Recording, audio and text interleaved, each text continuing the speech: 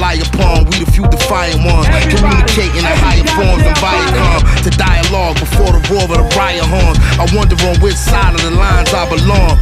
Lady Liberty, face full of concealer. I'm half master killer and half you master killer. Latrophobia, that's a fear of the healer. Kaepernick is an activist. Hey, and welcome to another episode of Kitchen Table Conversation with your boy, Rodney Pelt. I know y'all been missing me. I've been on a little break. Supposed to be on another break for another 2 weeks, but you know, when Dr. Ward called, hey, you can't do nothing but answer the phone and say yes, ma'am. So tonight, guys, we're gonna have a great episode with the Stillman College Public Health Task Force. Two great, I'm gonna say young ladies, two great young ladies, two doctors that's gonna really give us a breakdown about COVID and what's going on tomorrow over at Stillman when it comes to the COVID vaccine. But first, I need y'all to like and share. I need everyone that's on, that's gonna come on, I need you to like and share because we need to get this information out to the community. I know this is not a sexy topic, this is not a messy topic, it's not what y'all really want to talk about tonight, but we need to talk about it in our community because our community is always the one that's lacking, always on the back end trying to catch up. So we need to get out in front of this pandemic, which we've been doing, but we really need to get out in front and be more proactive in getting vaccinated and protecting our elderly and our babies. So with that being said, guys, it's good to see y'all. Good to be back. I've been on a little 2-week hiatus. So y'all come in and say, hey, Pastor Gardner, how you doing? Thanks for coming on, Pastor Gardner. I need you to like and share and invite all your friends to come watch this episode tonight. Yep, I've been missing y'all. Trying to get a little rest. Ryan had just finished up my spring semester school, 18 hours.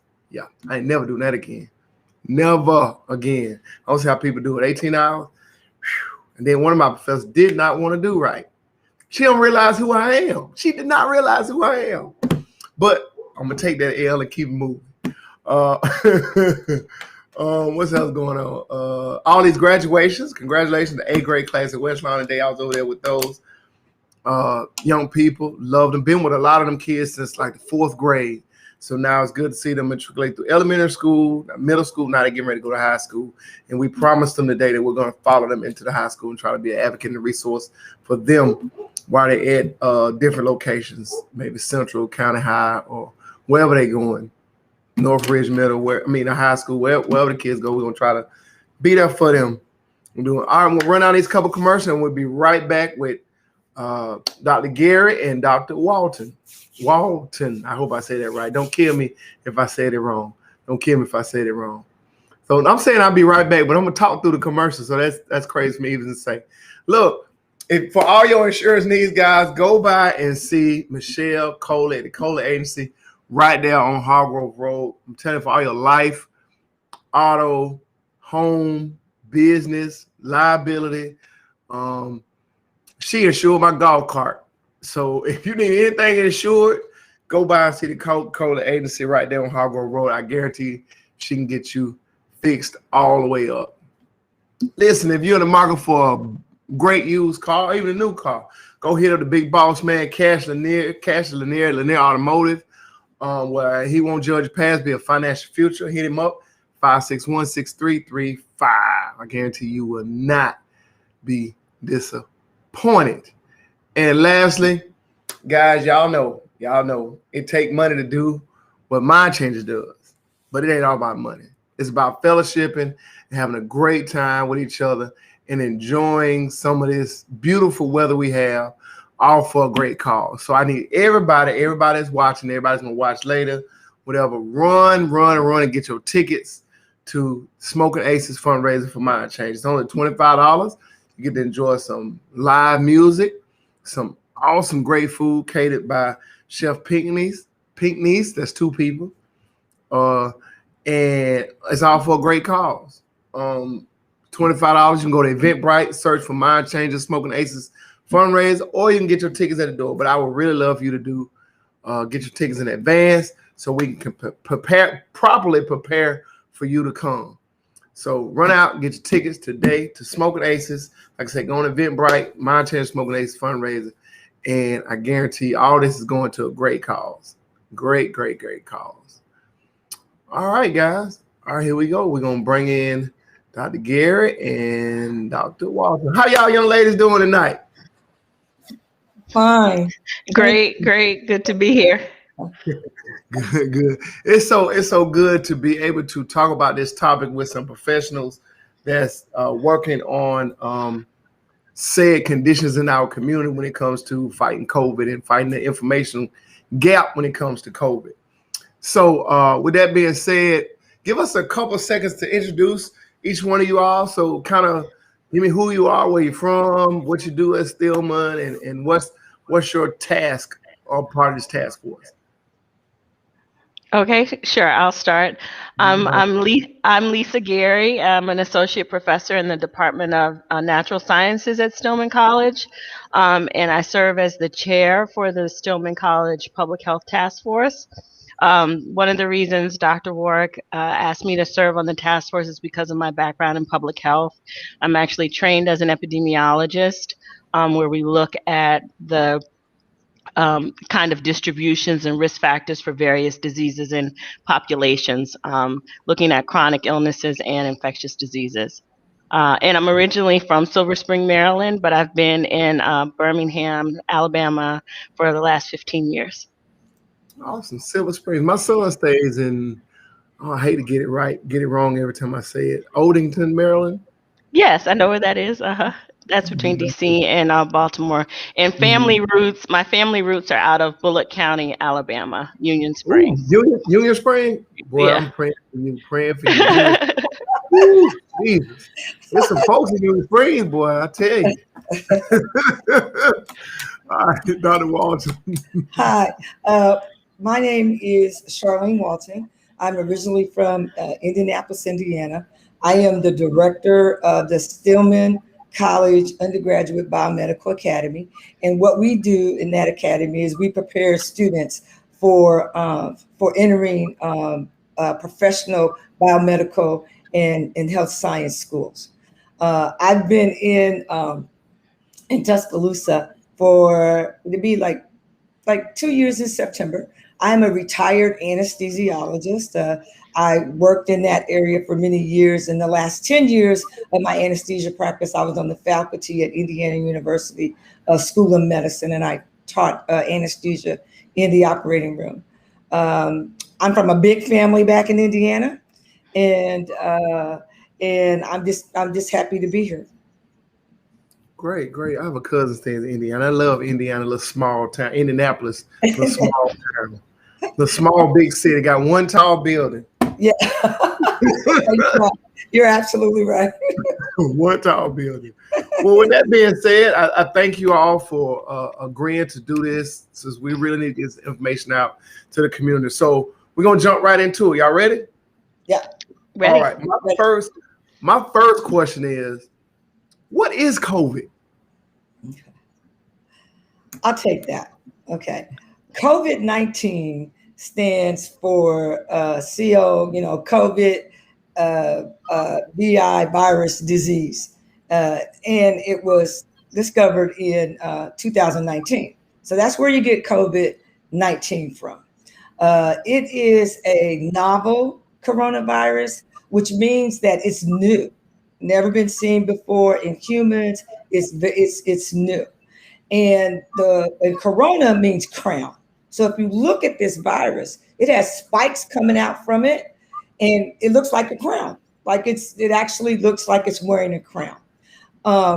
It was first seen in Wuhan, China, and that was in probably about November, December of 2019. And very contagious. It spreads by the respiratory route, which means that you breathe it in. Okay, basically, that's the mode of transmission, is respiratory, where you breathe it in and it actually settles in your lungs. But it also can affect other organs in the body, just like any virus. Okay, the problem with a virus is that once you get it, you got it. Okay, it doesn't disappear; it stays in your system. With a bacteria, we can give you antibiotics, you get better. You kill the bacteria, it's gone. But it's not that way with a virus. A virus gets in your system and it stays. Depending on, and the activity of the virus depends on how good your immune system is. So if you've got an immune system that's weakened, if you get the coronavirus, your symptoms will be much worse than somebody who doesn't have any underlying diseases. We know as African Americans, we have underlying diseases, even if we're not being treated for them. We have hypertension, we have diabetes, we have cardiovascular disease.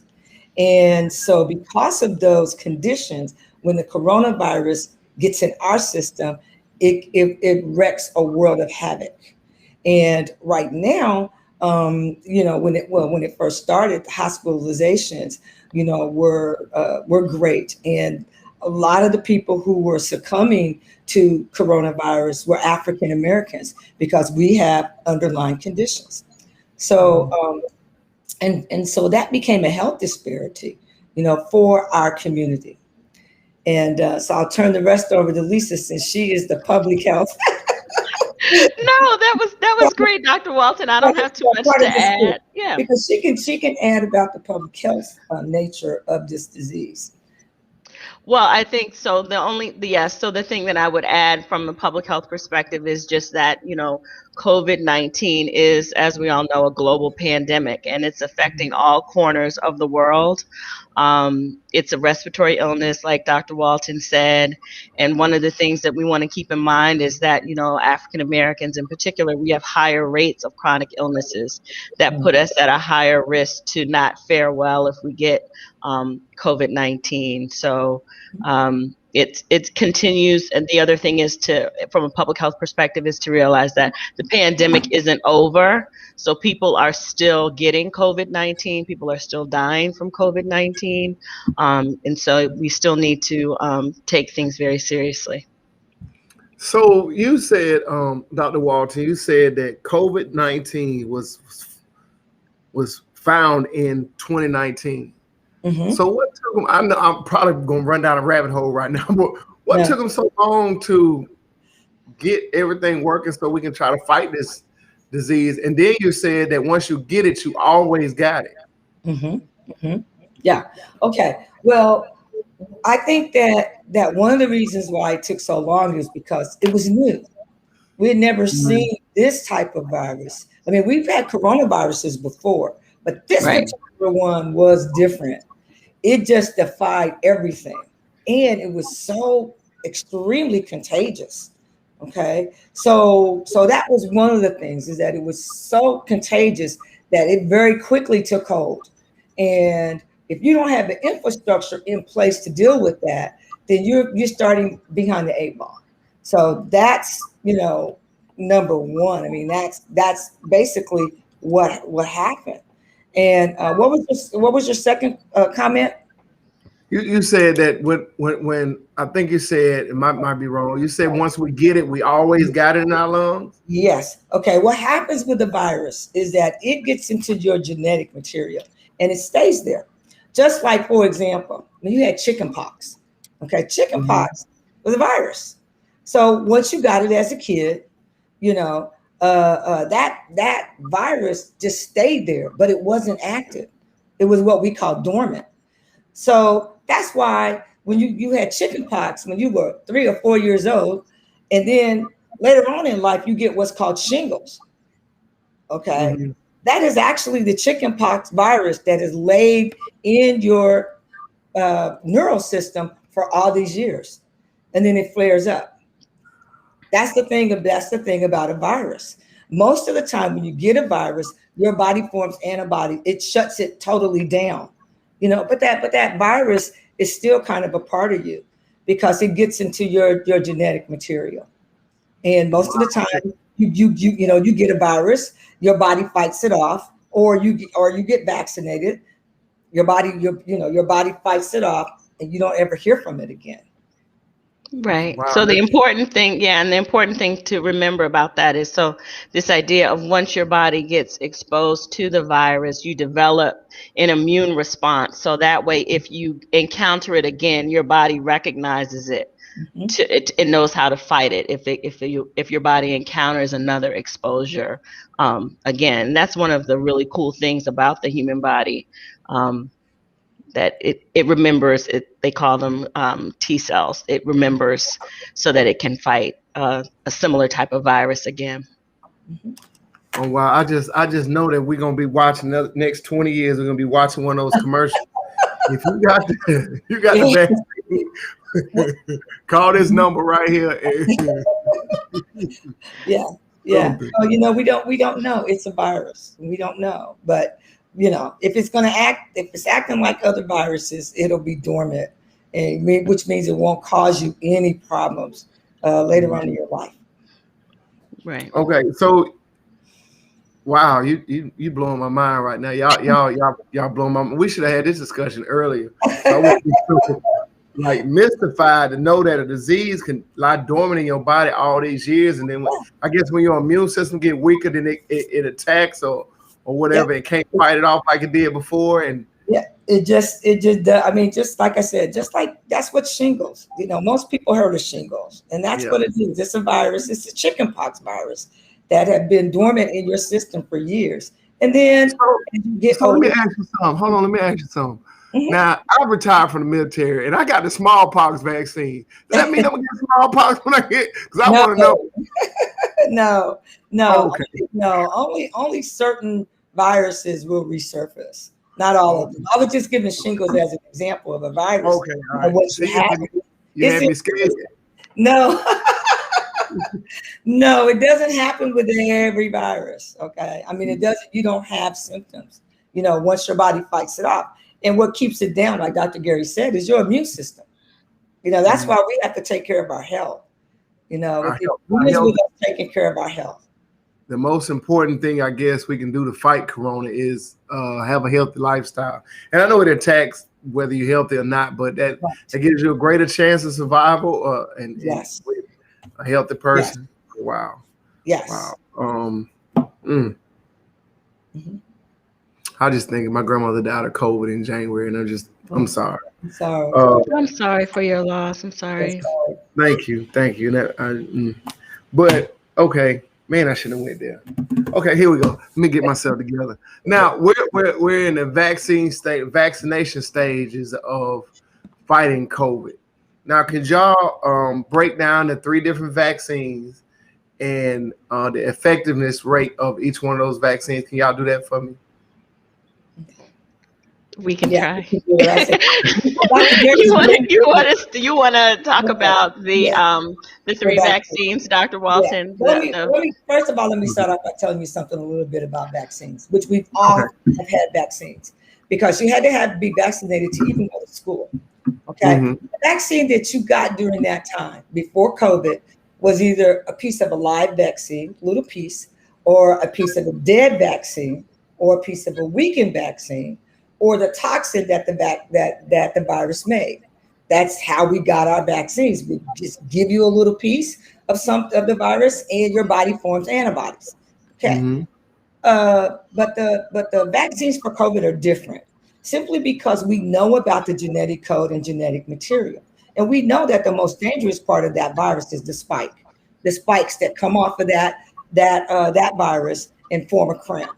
So what they did was they looked at it and said, hey, maybe we can replicate something, a protein like that spike that the body will respond to and start to build antibodies against.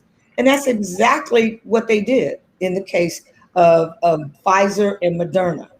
Okay, so it's genetic material, a genetic, messenger called messenger RNA, and they just, they replicated it, and then that's what they give you in the vaccine. Your body forms a response, and then what they gave you, like, the cells destroy it. Once the body starts making a response, okay, to what they injected, to the genetic material that they injected, then that piece of genetic material that was free floating is gone. It's gone. It denatures. It's gone. The cells eat it up. So it isn't anything that stays in your body, like the other vaccines that you've had. Even if you had to get a booster shot, everybody, you get something and you have to get a booster shot. Mm-hmm. Well, with this virus, with this vaccine, the Pfizer and Moderna, okay, you actually have to get 2 shots. And simply because we want to be careful about, I mean, this is such a contagious disease that, you get 2 shots, and you are not fully vaccinated until 2 weeks after you've got that second shot. The first shot gives you some protection. Okay. The second shot is just gives you more protection. And then 2 weeks after, okay, you're vaccinated, the CDC says that 2 weeks after the shot, you are considered fully vaccinated. Now, the Johnson and Johnson vaccine is a little bit different. The Johnson and Johnson actually took a harmless virus, shell, and they put that genetic material kind of in that shell, and then when you get the shot, your body makes the messenger RNA, the same type of protein that Pfizer and Moderna make. All right, okay, and so from then your body forms antibodies. It's the same process, except for they put theirs inside a harmless virus to get it into your body, and that they only require 1 shot. Now, when you get the Johnson and Johnson shot, okay, 2 weeks after that shot, you are considered fully vaccinated by the CDC. Baby powder. That's what I call the baby powder shot. Yeah, you're absolutely right. You're absolutely right. So all three vaccines. Oh, excuse me. Go ahead. I'm sorry. No, go ahead. All 3 vaccines are the efficacy rate of all 3 are kind of the same, or is one better than the other one? Or because the reason why I'm asking, and I'm gonna just say this, it seems to me, and I might be wrong, that the government is pushing the Johnson and Johnson vaccine in more of our rural and underserved areas. Why is that? And I was thinking that the efficacy rate, I'm sorry, I butchered that word, was lower than the other 2. But why are we pushing that in those areas? Some of that had to do with the stability of the vaccine. So when you're trying to transport the vaccine, if you have to kind of keep it at a certain temperature in the more rural areas, they may not have the freezers and the capabilities to keep the vaccine stable. Issues in the more rural areas, they may not have the facilities to keep vaccine at the temperature it needs to be for it to be stable, for it to still be effective. So that's why there would be a push for that particular vaccine. Also, if people are having difficulty kind of getting in for their health care, right, so there are fewer doctors in the more rural areas, then the requirement of having the 2 shots before you're fully vaccinated is going to be more difficult. So it's also just about trying to get as many people vaccinated in the context where they are. So if you're in a rural area and maybe, it takes, you're 50 miles from your local doctor, it would be a hardship to try and get those 2 shots versus just getting the 1 shot. So the transportation issues and accessibility is really what was driving the push for the 1-shot version vaccine in those areas. Okay, I get that, because put that in layman terms, just we ain't gonna come back and get that second shot, so I'm gonna give him 1. I got yes. Yeah. Yes. I took a little. I was a long way around it. You took the long way around it, but we well, I want people to, you want people to kind of get it, because there was I actually got in a little bit of a Facebook fight, right, with someone about the Johnson and Johnson, because people kind of had some misinformation about the effectiveness of that vaccine, and it actually is an effective vaccine, and has been tested actually on some of the variants as well, and shown to be effective for some of the variants that are floating around. So just wanted to say it's not like the this idea of the vaccine that isn't the best is getting pushed in certain areas. All of them are good. Yeah, that's why I asked that question, to kind of disparage some of those rumors, because we know that people get the flu shot and it's less effective than anything out there.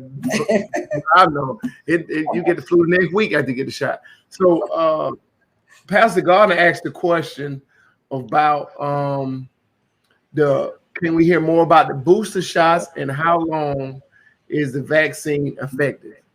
Okay. Well, I mean, I think that there's been some discussion of possibly having to have a booster shot, but we really don't know. I mean, we're not far enough into the vaccinations to really say, are you going to need a booster? They're thinking that, if you have a lot of variants, if we have a lot of variants and more people become infected with the variants, then I think a booster may be necessary. How long is the vaccine effective? We don't know that either. I mean, but we do know that from the time you get the shot, okay, going forward, that you are more protected in terms of severe symptoms from COVID. That's number one. And then number two, it reduces the risk of hospitalization.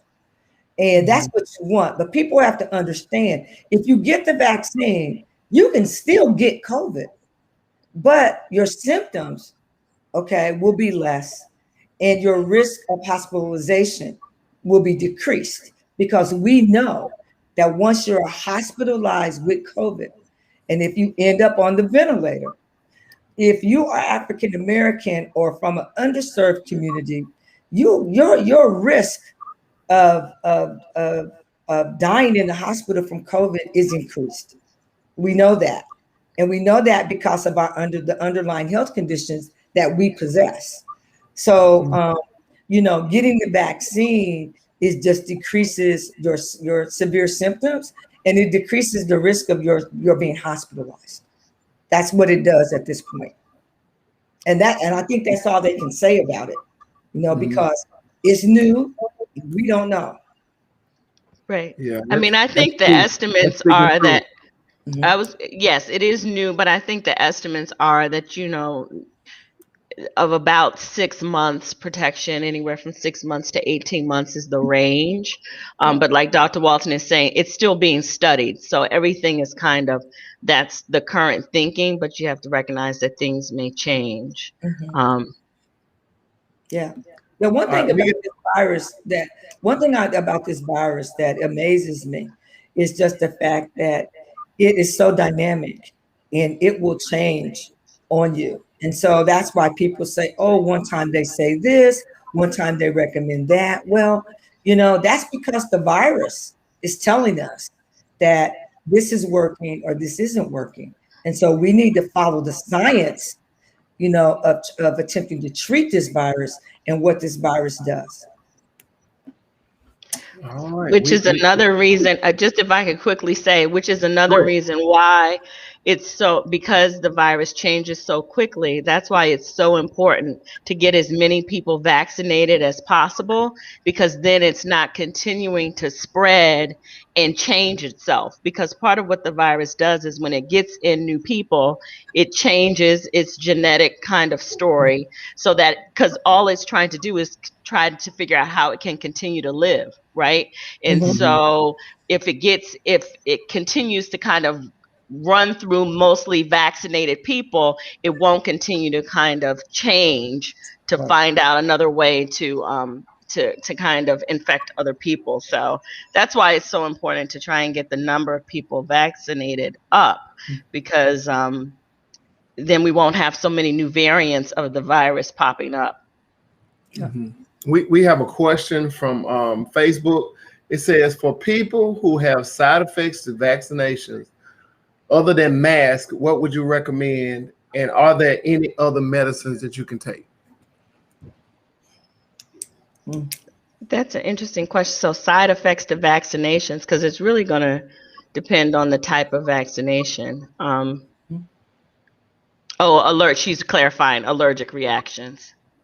Oh, Okay. Well, I mean, there's a difference between side effects and allergic reactions. We know that when you get the vaccine, some people will feel a little fatigued. They may spike a temperature. They a low grade fever, and just kind of feel just kind of icky. And really, what that's telling you is that your body is actually reacting to the shot that you got, to the vaccine. So your body is actually working to make antibodies. And that may be a reaction. Now, a severe reaction, and that's what we talk about, something that's going to send you to the hospital, means that once you get the virus, you will, you may get shortness of breath. Okay. You may maybe get heart palpitations. Your throat may swell. All right. You have trouble, like I said, with your breathing. That is a life-threatening emergency. And not only should you go to the hospital when you have that type of reaction from a vaccination, but you should go to the hospital when you have any type of reaction like that, because that's called an anaphylactic reaction, and it has to be treated right away. Particularly when you've got your throat is swelling, you're getting flushed. That's not a normal reaction. So that's a life-threatening reaction, and it can be. You can have that reaction to anything, that type of reaction to anything, not just a virus. All right. I hope, Ms. Nicole, I hope you got your question answered. When I had my second shot, like I didn't even wait. The first shot, that lady was telling me you got to wait 15 minutes. I asked her, if I get up and leave, what y'all gonna do? And don't tell me nothing. So I just got them left. Even with the second one, I didn't wait the 15 minutes. I just got them. I've never had any. I know that's bad. I shouldn't say it. Yeah, you need a whooping. Okay, you need a whooping. Okay. Because well, I'm gonna tell you the reason why they have you to wait the 15 minutes is to make sure you're not having that severe reaction. Because that severe reaction, most of the time, happens within the first 15 minutes. That life-threatening reaction is going to usually happens within the first 15 minutes of your getting that shot. So you really should wait the 15 minutes. Even y'all get out there, wait the 15 minutes. Don't do like me. I just got them left. Don't do that. Okay. I didn't have like no side effects. Yeah, I didn't. I know. Well, you know what? Most people don't. Right. I had my first shot. My arm was a little sore. The second shot I got, my arm was really sore. Okay, and kind of that was it. So the most important thing is that people need to monitor themselves for any type of reaction. Okay, whether it's life-threatening or not, but you are responsible for your own health.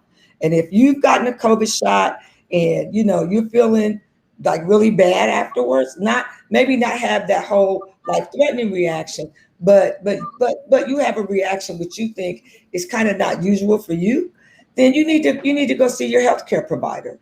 That's something you need to do. It's your health. And even if you're wrong and it's not due to that, you will feel a whole lot better, knowing what it is or what it isn't. Okay, now we talked a lot about the vaccine and stuff, but I want to get, before we get into what's happening tomorrow, I kind of want to get into the Black folk part of the discussion. Why should we get the vaccine when the government has treated us so bad over the years when it comes to trials and different things they tried on us and everything? Why should we trust that this vaccine is going? That's what somebody sent me today, so I'm just I'm going down the rabbit hole. So why should we trust that this is going to work in our community? Well, the thing of it is that this vaccine, and if I'm wrong, correct me, Dr. Gary, had trials on Black people. Most of the other vaccines that you've had probably didn't have trials on African Americans. So when you took that shot, you were probably taking a bigger chance than you ever knew. Plus, you were getting either live virus, dead virus, weakened virus, or something toxin that was made by the virus. So you got a little piece of that, little bitty piece of that virus so that your body could form antibodies. In these vaccine trials, before they released vaccines to the public, they had African Americans in the study. So that's important. And why should we trust? You know what? It's all about life and it's all about living. Okay, all right. And we've already seen what COVID does to our population. If you go into the hospital and you put on a ventilator as an African American, you have a 60% chance of dying from COVID. Mm-hmm. Those numbers are too high for me. Okay. So, I mean, and that's just where we are because it just took hold of us. That's the reason. Um, you know, and people, you can feel about it, people have their own opinions, but we're talking about trying to preserve health, trying to get us through this pandemic. And I'll just add to one thing to keep in mind is with COVID-19 and the coronavirus is the research on coronavirus, types of coronaviruses has been going on for years and years and years. So the actual vaccine, they were able to really develop the vaccines for COVID-19 relatively quickly because of all of the existing research that had been going on with other types of coronaviruses. So I think one of the things that I'm always passionate about with dispelling is people thinking like that all of this is so new and that there hasn't really been a lot of research. And actually, the understanding around coronaviruses goes back over 20 years, right, of Oh, wow. understanding how coronavirus works. What's new is the novel part is that this coronavirus is kind of slightly different, but the research in terms of understanding how coronaviruses work and the genetic makeup of the viruses, that research has been going on for many, many years. And like Dr. Walton mentioned too, the clinical trials that were done for the vaccines, there was a concerted effort to make sure there were large numbers of African Americans, Latinos, Asian Americans, to have very diverse patient pools in the studies because of the high death rates from COVID-19 early on in the pandemic, right? And so it was, I mean, a big push from people like us that work in public health, work in medicine, to make sure that the people enrolled in clinical trials, I mean, I personally know at least 10 people that were in clinical trials, and many of them were Black physicians that signed up to be in clinical trials. I'm thinking about a couple of friends of mine that were in Chicago, that were physicians and practicing physicians and residents that signed up to be in clinical trials. So I think people should feel like there definitely was an effort to make sure, because you want to have a diverse group of people in clinical trials to know how it works on different types of people, you know. Well, that's good to know because I go down the rabbit hole sometimes with a lot of people just to get their thoughts and ideas about different things. And one thing I really heard about is they don't trust. A lot of people in our community don't trust the vaccine, but I'm here to tell everybody watching that Corona is real. It's very real. So we need everybody to go get vaccinated. 1 shot or 2 shot. Get the baby powder or the state. 1 or 2. You got to get 1 or 2 of them. Right. Yeah. Go get that shot. Go get that shot.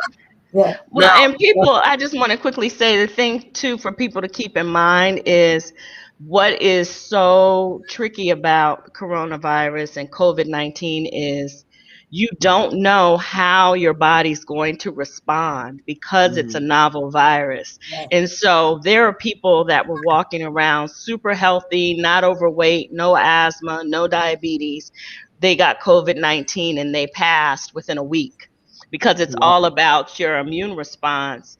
And if for whatever reason, your body doesn't respond well, can't fight it, it can take you out very quickly. And so if you have the opportunity to get vaccinated, that's a safe way for your body to learn how to fight the coronavirus so that if you do get exposed again, right, you could fight it. You could survive it, essentially. So what you're doing when you make the decision to get vaccinated is you're increasing your chance to survive if you get it, which is, I think, a really important point to try and get across for people to really get, because that was my motivation for why I did it. Was I was just so worried because autoimmune disorders run in my family, and I don't have one, but other people do, have rheumatoid arthritis or different conditions. I have friends that have lupus, and so I was just so nervous to know if I got COVID, how would my body respond? Would I be one of the ones where it would take me out quickly? And there's no way to know.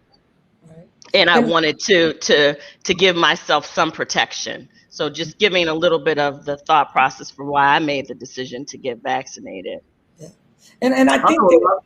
that at the end of the day, if you are that, don't know whether you should take it or whatever, talk to your healthcare professional. Talk to whoever you trust, and talk to your doctor and say, hey doc, should I take this?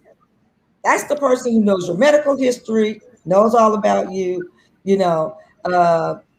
you've had a severe reaction, a life-threatening reaction to some vaccine before, that's a conversation you need to have with your doctor, because I don't really know if you should take it or not.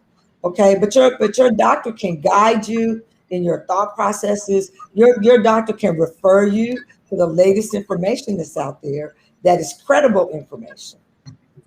So I think that everybody has to take it upon themselves to learn as much as they can about this virus and how it might affect their bodies. And I think that once you do that, I think the benefits may outweigh your risk. And I think that's what you really have to think about. If I get this vaccine, take this vaccine, is it going to be more beneficial for me and low risk? And really that's you have to make that decision for yourself. You really do. Yeah, my granddad used to say, "You better need it and don't. I mean, have it and don't need it, and need it and don't have it." That's right. Right. That's Something right. like that. Yeah. Yeah. Now let's talk about tomorrow. What's happening tomorrow at Stillman College? Tomorrow, we are partnering with the Alabama Department of Public Health. They're going to be on Stillman's campus from 8:30 to 4:30, and it's a community event where everyone is welcome. It's open to everyone 18 years or older. No appointment is required to come and get the vaccine, and they will be offering the Pfizer vaccine. You do need to bring your driver's license to show your ID, because that's important for once you get your shot, for it to be recorded in the state database. And then also they'll be able to follow up with you for your second shot, and you would get your second shot in June. Awesome. So tomorrow from 8:30 to 4:30, Birthright Auditorium, free vaccines. How many shots are on hand? Y'all know? You said how many shots? Yeah. Yeah, how many vaccine shot? Yeah, how many on? How many people will they be able to serve? Yeah, that's what I should. Yeah. I'm sure as many as can come. I mean, Yeah. I don't have a specific number, but Okay. I'm sure they're partnering too with the National Guard. So they kind of have had these events all over the state in different places. So I'm sure, they'll would expect to at least have 1,000 shots available to be prepared for the number of people that show up. And they can offer vaccinations to people as young as 12 years old. But if you're under the age of 18, then you must have parental consent. So if you're like 17 and you want to get the shot, your parent will have to come with you to fill out paperwork, because they have to have parental consent before they can administer the vaccine to people under the age of 18. Great. That was going to be my next question. What they're going to have the teenage shot on hand.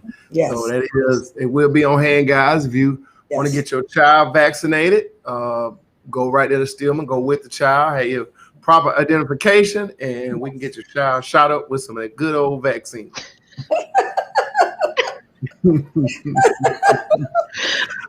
All right, thank y'all for coming on tonight. Any last comments? I was trying to see if anybody had any more questions, but I think everything got answered. So, Dr. Gary, Dr. Walton, any last comments or questions or anything you want to say? The floor is yours. Well, one last thing that I will say is just because my thing that I've kind of studied for a long time and looking at healthcare in African American communities is the importance of being empowered. And so to think about getting vaccinated as this is an opportunity for you to take charge of your health. Um, and to not sit back, but to be active in keeping yourself healthy and safe. And to piggyback on one comment that Dr. Walton was talking about in terms of talking with your healthcare provider and asking your questions is one thing I want to emphasize is go to the right people for the right information. So don't get your healthcare information from people on Facebook. Go to CDC, talk to your healthcare provider, talk to your nurse practitioner, talk to the people that actually have been trained and have the latest information that can guide you. That's also a part of being an empowered person. Taking care of your health is getting the right information from the right people. And I co-sign Eric. Don't go to Pook and Ray Ray and get your medical advice. Go to the doctor. Absolutely not. Well, I totally agree with Dr. Gary, and I don't have anything else to add except for, just take charge of your own health. Make that decision that's best for you. We do encourage you to get the vaccine. We encourage you to do it, because just because it lowers the risk of severe symptoms and lowers the risk of hospitalization from COVID. Wow, thank you all so much. It's been a lot of great information put out tonight. We dispelled some rumors. We went from Wuhan all the way to Tuscaloosa. So we got all the information we have, and I appreciate you all for taking the time out of your busy schedules to come to put this information out. And thank you for being a part of the Stillman College family, which I'm a student at Stillman. So thank you for being a part of the Stillman College family. We really appreciate you all for what all y'all do. And I might see y'all tomorrow. I might. Okay. Thank you for having us. Thank you so much. Thanks for this great platform. You're doing great work. Thank you. Thank y'all so much. Thank Thank you. you. Bye. Bye-bye. That's Dr. Walden and Dr. Gary from Stillman College Public Health Task Force. I think I said that. Yeah, Public Health Task Force, giving us information about tomorrow's event right there on the college campus of Stillman College. Free COVID vaccine clinic. Listen, guys, I'm just saying this for the 4 people that's watching it and the millions that's going to watch it afterwards. Go get your vaccine. Stop playing. Too many people out here dying, getting gravely ill because we're not going out protecting not only ourselves, but protecting others around us. Go get your vaccine. It ain't going to hurt no worse than the flu shot. Just like Doc said, you went and got the measles, didn't know what was in it. You went and got the mump shot, and you didn't know what was in it. You got the chicken pox, you didn't know what was in it. Probably got the chicken pox and had a chicken thigh in that mug. You ain't know what was in it. So go get your vaccine, please. You got an opportunity tomorrow right there on Stillman College campus from 8:30 to 4:30 in Birthright Auditorium. Go have your ID so they can make sure to track you and get you in line for your next shot, all that. And also, listen, they just said they got shots for our teenagers, 12 to 18. So you can take your baby up there tomorrow and get him vaccinated. I was going to take Warrior, but he 11. I might say it. I might just take him up there anyway. Scare him. But no, I ain't going to do that. So go get your vaccine, people. We need you to get vaccinated so we can eradicate this disease off the face of the earth. Because like Doc said, both the doctors said, this vaccine, the virus mutates from person to person. And if we all vaccinated, it'll die out at some point. Am I right? I see you in the waiting room, Doc. You just look at you, wave your hand that way. So, yes, go get vaccinated, guys. Tomorrow, Stillman College, 8:30 to 4:30. Bring your proper ID, paperwork, and also 12 to 18 get vaccinated also. But you got to have your parent with you, and you got to have ID and all that kind of good stuff. So go get vaccinated. Go get vaccinated. Go get vaccinated. Lastly, I'm going to play this commercial. I'll be right back.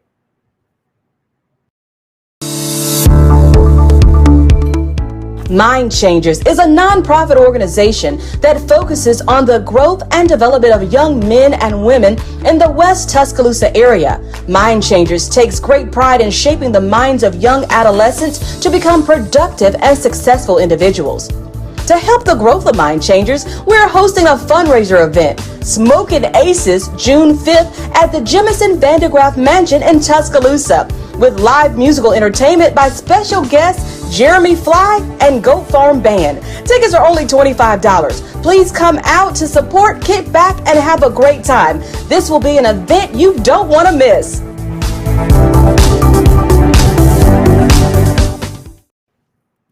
All right, guys, y'all see that? I need y'all all to come out. June the 5th, Jameson Vandegraff Mansion.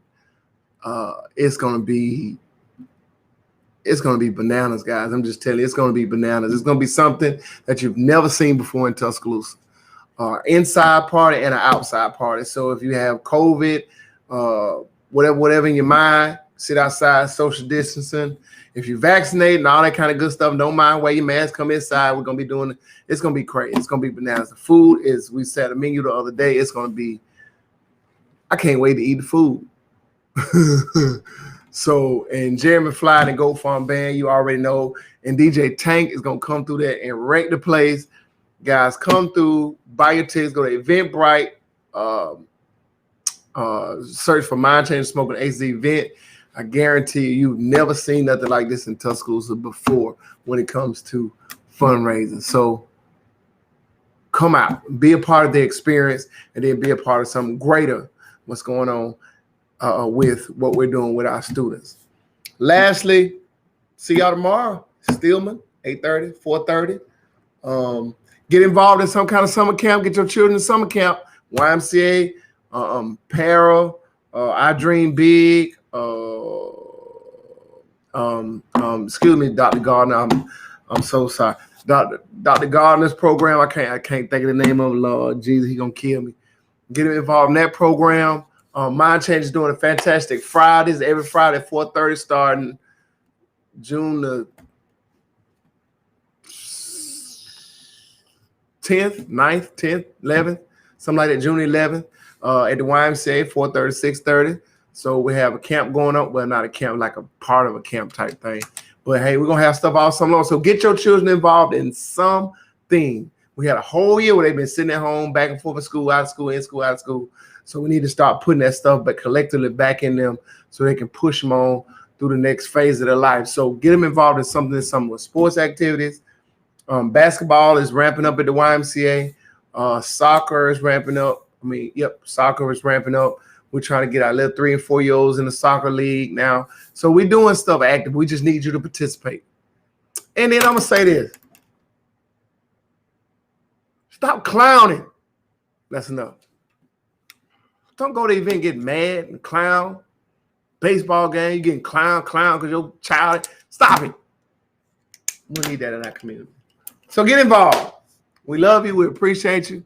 Get involved, and we'll see y'all in 2 weeks as I'm going on a hiatus. No, I ain't. I'm just tired. That's all. I'll see y'all in 2 weeks. Remember, tomorrow, Stillman College, 8:30, 4:30. If you haven't been vaccinated, go get your vaccine. Go get it. Go get it. Go get it. Go get it. Go get it. Go get it. Go get it. It don't hurt. Listen, if Doughboy got the vaccine, and all Doughboy talked about is not getting that vaccine. Oh, I ain't gonna get it. I ain't gonna get it. I ain't gonna get it. He went and got it. Both shots, him and his wife. Yeah, he know I was gonna call him out tonight. So go get your vaccine, guys. I got mine. My son's getting his. My wife, she has hers. Our family's vaccinated, except one of them, he working on that too. But listen, go get the vaccine. Go get the vaccine, please. Do it for me. If you don't do it for nobody else, do it for me. We'll see you guys in 2 weeks. Peace out. Then they rely upon we the few defiant ones, communicating in higher forms and Viacom to dialogue before the roar of the riot horns. I wonder on which side of the lines I belong. Lady Liberty, face full of concealer. I'm half master killer and half you master killer. Latrophobia, that's a